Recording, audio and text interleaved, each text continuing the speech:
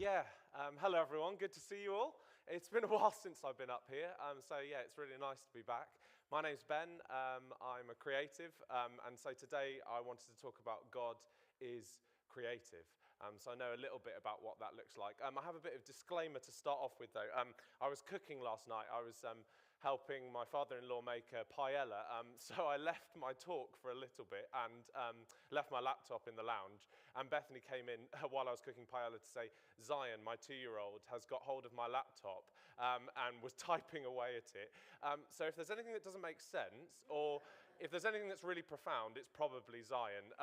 So you can thank him after the service. Where do I start? God is creative. How on earth do I speak on God's creativity? Well, I thought a good place to start is Genesis. In the beginning, God created the heavens and the earth.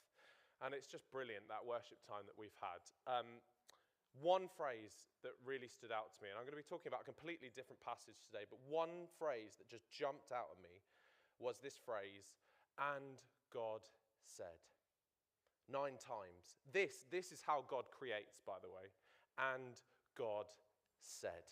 Out of nothing, out of expectation, anticipation, out of darkness, and God said changes everything. We had that word even, create in me a clean heart, O God, today. I don't know what you're bringing to church this morning. I don't know, hurt, hope, questions. Maybe you feel like you're bringing nothing, like you just don't have anything to give right now. Hear these words, and God said. Do you know what that speaks of? That speaks of a new chapter. It speaks of a new day. It speaks of new life. Say that with me. I'll say it, then you say it. And God said. And God said. Let's say it again louder. Ready? 1, 2, 3. And God said. And he wants to speak to you today. He wants to change your life today. And God said, let there be something very specific for you today. And I just want you to have open ears to hear. I pray that something from this jumps out. And God said for you, new life, new energy, new day. Brilliant. A really good exercise to do to go away, something, a bit of homework, I know it sounds fun, doesn't it? Is to identify the verbs in Genesis 1 and 2. We did this one day. And find the synonyms and understand the complexities and diversity of what a creative does. Go through Genesis 1 and 2, look at the verbs. It's brilliant. Find out where God is calling you at the moment. So what is creativity? Creativity, this is from the Encyclopedia Britannica, is the ability to make or otherwise bring into existence something new, whether a new solution to a problem, new method or device, or a new artistic object or form. Creativity ultimately is about problem solving. It's about taking nothing and making it something. Sounds pretty hard, actually. Okay, I've got a question for you that you can chat to the person next to you. How would you feed 1,000 people? Say that there's 1,000 people, you've been told that they're coming after this service, they're going to gather in the church hall, you've got to feed them. Chat to people around you, how would you feed them? Go.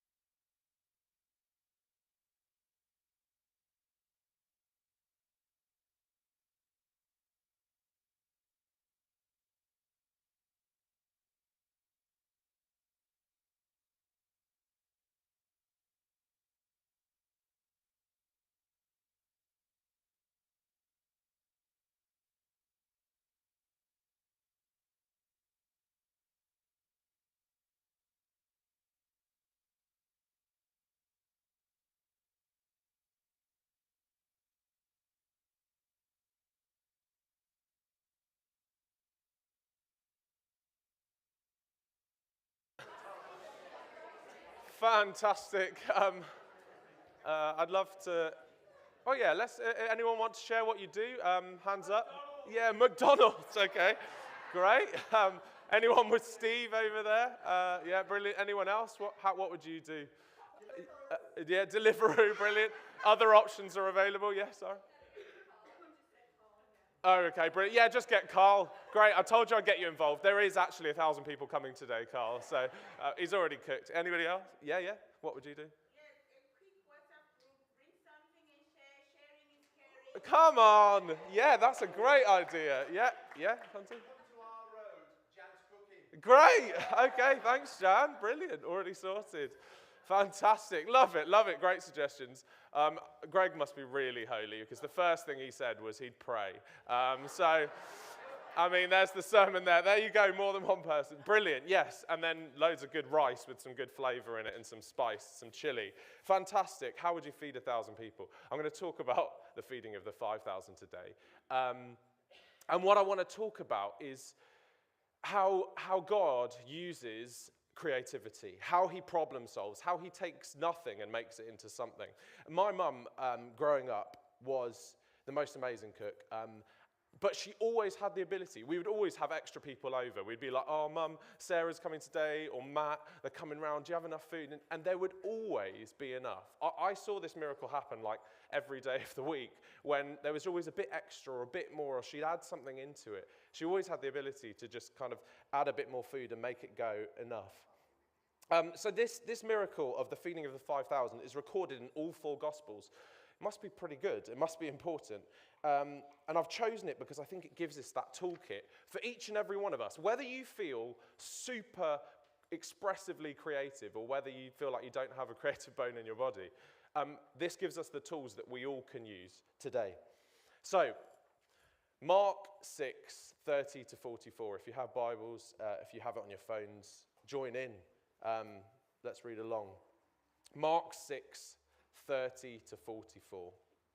Jesus feeds the 5,000.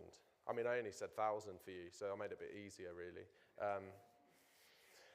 The apostles gathered around Jesus and reported to him all that they'd done and taught. Then, because so many people were coming and going, that they did not even have a chance to eat, he said to them, "Come with me by yourselves to a quiet place and get some rest." So they went away by themselves in a boat to a solitary place. But many who saw them leaving recognized them and ran on foot from all the towns to get there ahead of them. When Jesus landed and saw a large crowd, he had compassion on them because they were like sheep without a shepherd. So he began teaching them many things. By this time, it was late in the day, so his disciples came to him. "This is a remote place," they said, "and it's already, it's very late. Send the people away so that they can go into the surrounding countryside and villages and buy themselves something to eat." But he answered them, "You give them something to eat." They said to him, "That would take more than half a year's wages. Are we to go and spend that much on bread and give it to them to eat?" "How many loaves do you have?" he asked. "Go and see." When they found out, they said, 5 and 2 fish. Then Jesus directed them to have all the people sit down in groups on the green grass. So they sat down in groups of hundreds and 50s, taking the 5 loaves and the 2 fish, and looking up to heaven, he gave thanks, broke the loaves.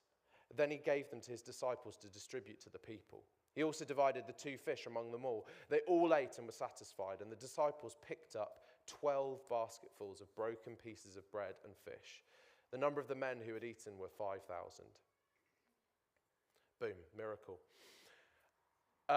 Just to give it some context, half a year's average wages was around 200 denarii at the time, which in modern money was around 15,000. So that's about £3 per person, per man, I should say, let alone the women and children who would have been there. The total number could have exceeded 10,000 or more.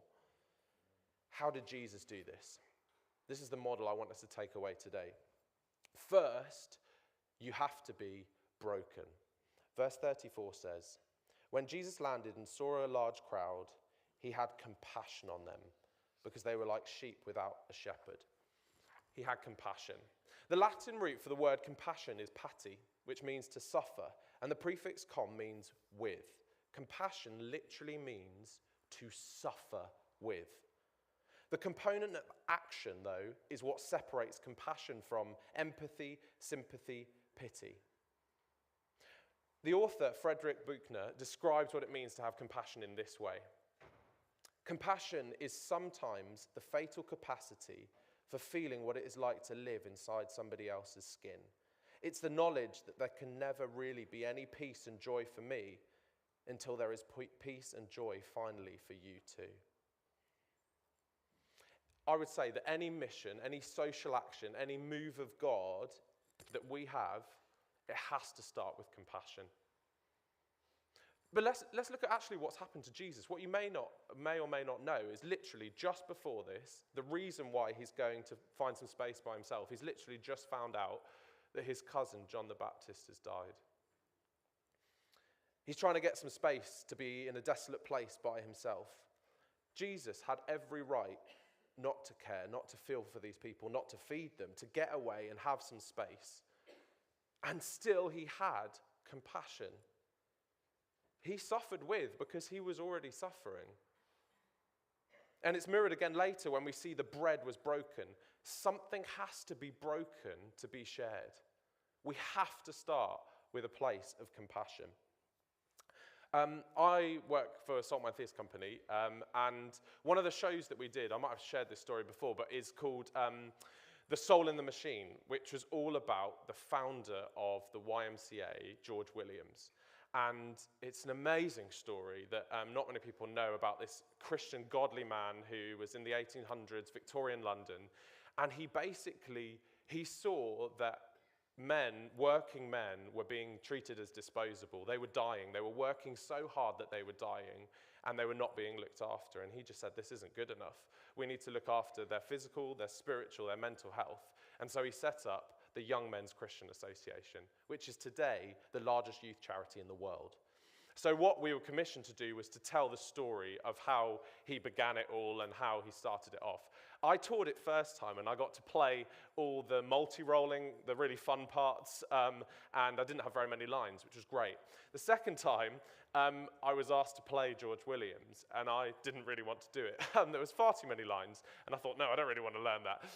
But also I thought this is a big responsibility to play this role. And I remember driving back from work and I remember where I was, going down a hill in the car, and I was just praying about it.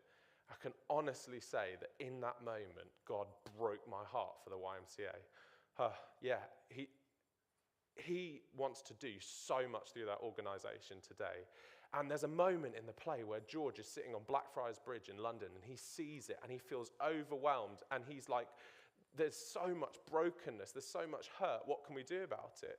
And he basically says, I want to do what we've started in our little establishment in every place in London, and now it's the biggest youth charity in the world. So from that, I was like, okay, yeah, I'll play it, that sounds good. But now, we filmed it. That filmed resource is shown to every person who joins the YMCA now, today, across the world.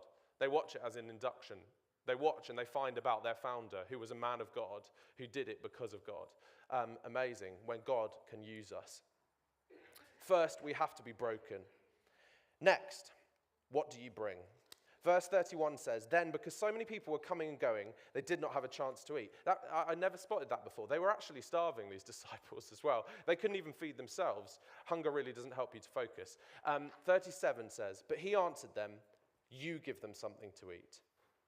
That would take more than half a year's wages. He says, how many loaves do you have? Go and see. What do you have? What do you bring? So often, I don't know about you, but we're focused on what we don't have. Oh, I don't have that. I don't have this. Oh, I'm not good enough at that. Oh, actually, I couldn't do that. But what Jesus asks of us, and what he's asking of the disciples, is what do you have, first off? They said, oh no, this is the solution. We need to go. What, we're going to send them around and they can go and buy it themselves. He says, start off, hold up. What do you have?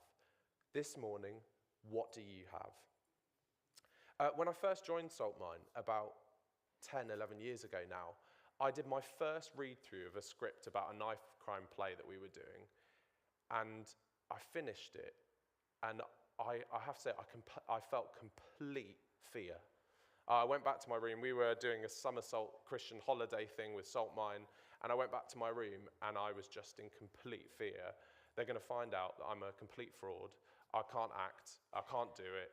I'm not good enough. I was in awe of all these other Christian actors I was working with and thinking, oh, they're amazing, they're brilliant. I'm going to mess it up. I'm going to get it wrong. I don't have enough. I'm not good enough. What was amazing is the very next day, somebody prayed over me and they were like, I just feel like there's fear over your life, but you're going to be a man who's going to be after like David, David's heart for God, and he's going to use you mightily. I mean, 10 years later, I've performed to hundreds of thousands of people. Like that fear, that was it. I thought, no, I'm going to go home. That's it. I was so focused on what I didn't have or what I thought I didn't have. And actually God's going, what have you got? What have you got? Not what don't you have? Even if we bring so little, that's okay. He's Jesus.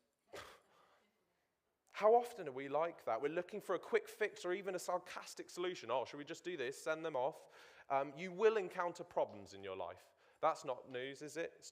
You won't have enough. You won't be prepared. But also, not only what do you bring, your skills, your talents, your experience, what attitude are you going to bring? That's not enough. I'm not enough. They don't have the experience. It's impossible. God can't use that. I can't do it now. We're tired, hungry, grieving. Maybe to see miracles happen in Stourbridge, in our lives, we need to realize that we're hungry too. And that it's being fed, that it's in the being fed that everyone receives. Look at what each of you can bring so that you can ask God next to bless it. 41 says, taking the 5 loaves and the 2 fish and looking up to heaven, he gave thanks, broke the loaves, then he gave them to his disciples to distribute to the people. He also divided the 2 fish among them all. What this is about perspective. He gave thanks. A song that we've been enjoying as a family recently is a song by Chawn, which is, I'm so blessed, if anyone knows that. And some of the lines are, trouble knocking at my door today, I ain't gonna let it in.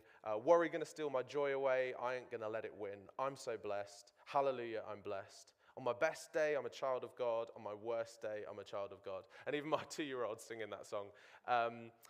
Yeah, I'm so blessed. I'm so blessed. It comes from that perspective of what you've got and thanking God for it. I'm so blessed. Thank you today. On my best day, I'm a child of God. On my worst day, I'm a child of God. Thank you for what we have and what's to come. And then he gave it to his disciples. We get to be part of the miracle too. He could have done it. He said, don't worry, guys. I've got this. I'll sort this out. No, he said, you're going to be part of this. You're going to be part of the miracle. You're going to see it happen. That's for each of you today. They ate and were satisfied. Not only that, but 12 baskets of broken pieces of bread and fish. I just think we can forget. We know these stories so well, some of us. If you don't, brilliant, first time to it. But this is a miracle. 5,000 people, men, plus. One of my favorite stories comes from a book, God Smuggler, and it's the story of Brother Andrew's incredible efforts to transport Bibles across closed borders and the miraculous way in which God provided for him every step of the way. He actually passed away last year, and I just watched an interview with him where he was saying about what he'd like on his gravestone, and one of the lines that he said was, this guy, he said, he did what he couldn't. And he's talking about himself, what God enabled him to do, he did what he couldn't. But one of the stories that really jumped out at me was, as a young man, he felt God's call to mission work, so he enrolled in a missionary training college in Glasgow. The focus was learning on how to trust God for everything. In one exercise, 5 students, including Brother Andrew, were to go on a missionary tour of Scotland. They were given £1 banknote, which they were expected to pay back at the end of the tour, and had to pay all of the expenses themselves, but they were never to ask for money. One story happened when the group were holding meetings in Edinburgh. They decided to hold tea for a group of young people, but they had no tea, no cake, no bread and butter, only 5 cups. The young people volunteered to bring everything but the cake, so the young missionaries in training had no cake for their tea. The following is an excerpt of what happened. So that night in our evening prayer time, we put the matter before the Lord. Lord, we've got ourselves into a spot.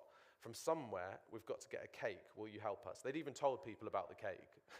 It got people excited about the cake. People were coming because of the cake. That night, as we rolled up in our blankets on the floor of the hall, we played guessing games. How was God going to give us that cake? Among the 5 of us, we guessed everything imaginable, or so we thought. Morning arrived. We half expected a heavenly messenger to come to our door bearing a cake. But no one came. The morning mail arrived. We ripped open 2 letters, hoping for money. There was none. A woman from a nearby church came to see if she could help. Cake was on the tip of all our tongues, but we swallowed the word and shook our heads. Everything, we assured her, is in God's hands. The tea had been announced for 4 o'clock in the afternoon. At 3, the tables were set, but we still had no cake. At 3:30 came. We put the water on boil. 3:45, and then the doorbell rang. All of us ran together to the big front entrance, and there was the postman. In his hands was a large box. "Hello, lads," said the postman. "I've got something for you that feels like a food package." He handed the box to one of the boys. The delivery is a day over, actually, but I hate to leave a perishable package overnight. We thanked him profusely, and the minute he closed the door, the boy solemnly handed me the box. "It's for you, Andrew. It's from Miss William Hopkins in London." I took the package and carefully unwrapped it. Off came the twine. Off came the brown outside paper. Inside, there was no note, only a large white box. Deep in my soul, I knew that I could afford the drama of lifting the lid slowly. As I did, there, in perfect condition, to be admired by 5 sets of wondering eyes, was an enormous, glistening, moist chocolate cake. And thus began a life of trust. Brother Andrew learnt to trust God for every provision he needed, big or small. Whew, that requires some faith, doesn't it? But they go, "Yeah, God, you're going to bring it. We're going to tell people about it. It's already coming. We're expectant." So ask God to bless and multiply what you have. And finally, believe for next time. Question for you. Have we seen God move in and through Chawn Hill Church and the churches in Stourbridge? Have we? Well, then we need to believe for the next time and not forget what he's done before. 2 chapters later, it's the feeding of the 4,000. Notice that it's less people. The disciples should have been like, "Oh, don't worry, Jesus, we've got this. Hey, Thaddeus, get that lunchbox that you were told you to pack. Can't wait to see what Jesus is going to do with that baby bell." No, what they said is, again, they're like, "How are we going to feed these people? What are we going to do?" They had no idea. Basically, the miracle happens again. Everyone gets fed, the 4,000 plus, and they end up having more food to start with than last time. 7 loaves of bread and a few fish. But still, they're going, "How are we going to feed these people? How are we going to do it?" More food, less people, but God feeds the thousands. He does the miracle. We need to believe for next time. We need to remember what he's done in Stourbridge. Through the churches here, through his kingdom already, he's done it and he's going to do it again. But when it comes to it again, when we see the people coming, when they're coming through these doors, we need to go, "Yeah, God, you're going to provide. You're going to provide." A book that I got at Christmas, which I've been really enjoying reading, is this book, Do Something for Nothing. It's about an amazing guy, Joshua Coombs, who basically, he's a hairdresser. Let me just read this. Yeah, in 2015, while working at a London hair salon, he took to the streets with his scissors to offer haircuts to people sleeping rough in the capital and began posting transformative images on social media to amplify their voices. These stories resonated and thousands of people got involved in their own way. From this, hashtag Do Something for Nothing was born, a movement that encourages people to contribute their skills and time to those who need it. I've got some pictures of some of the people of the haircut. This is David. I love, he shows the before and after. The transformation is incredible. And then there's another one as well. There's Monty there. And do you know what? He's not a Christian, as far as I'm aware. But what he does is he takes his gift, what he has, and that's why I apply it to anyone, what you have in your hand, and he goes and he gives haircuts for free. And do you know what he does? He just dignifies people, and he gives them the time of day to have a conversation. The conversations that he shares is just, humbling. And yeah, it just makes me go, gosh, we've got to use creativity to bridge gaps and connect with people and to use it. Yeah, just use that as a great example. If anyone wants to borrow that book, I've finished it. I'd love you to, be encouraged by it. That's just one example. What's yours? How are you going to use what God's given you? Creatively? Or it could be completely different. How are you going to use it and allow God to use it creatively? So when you face that challenge at work next week, when you reach the next problem, when God starts bringing the hungry people of Stourbridge, when he brings the hundreds, the thousands, he's doing it. We have to start by being broken with compassion. Just bring what you have. Don't focus on what you haven't got. Ask God to bless what you have and thank him for what he's going to do with it. And believe him that he will move in a greater way than last time. I thought it's only right, as I'm talking about creativity, to finish with something creative, a spoken word by the wonderful Gerard Kelly. Just let this kind of sink in and encourage you. May every breath you breathe be breathed as blessing. Each path you walk become the path of peace. In places you are drawn to, in the spaces you inhabit, in the landscape you bring life to, may you thrive. May you undertake the tasks your mind is wired for. May you grow in every gift you have been given. May you learn to love the life your talents take you into and join the joy of those who found their rhythm. May your dreams take flight without the fear of falling. Your song be sung beyond the critic's ear. May you be generous in friendship, familiar with forgiveness, a stranger to anger when it's near. May an almost empty bottle be half full to you, the darkest night a launch pad for the dawn. May your heart be always tender in its tendency to trust, your tongue be fluent in the languages of love. May your ears be waxed against words that would wound you, your blood immune to poison when darts fly.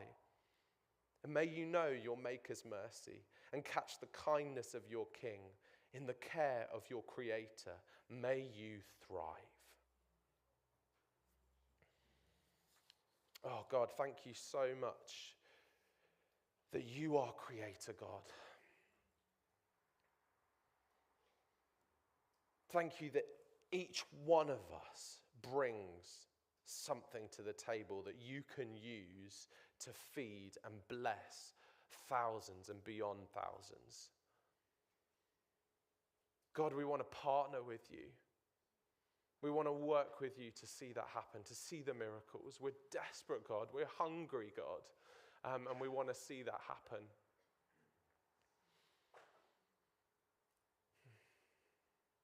Yeah, God, and I just thank you for those words, and God said. And I just pray today in this moment that you would speak to hearts. God, where we feel like we've messed up, where there is fear, where there is brokenness, where there is hurt, where there feels like there's darkness, would you speak? Would you bring your new life? Would you bring your new day? Would you bring your new beginnings in, God? Speak to each one of us and create with us, create something new. Don't let people go, God, without hearing from you. Maybe it's today, some point today, you're just going to drop something to them which changes the next step of their journey.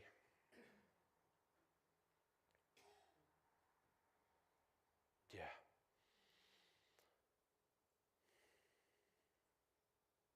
Pray this all in Jesus' name. Amen.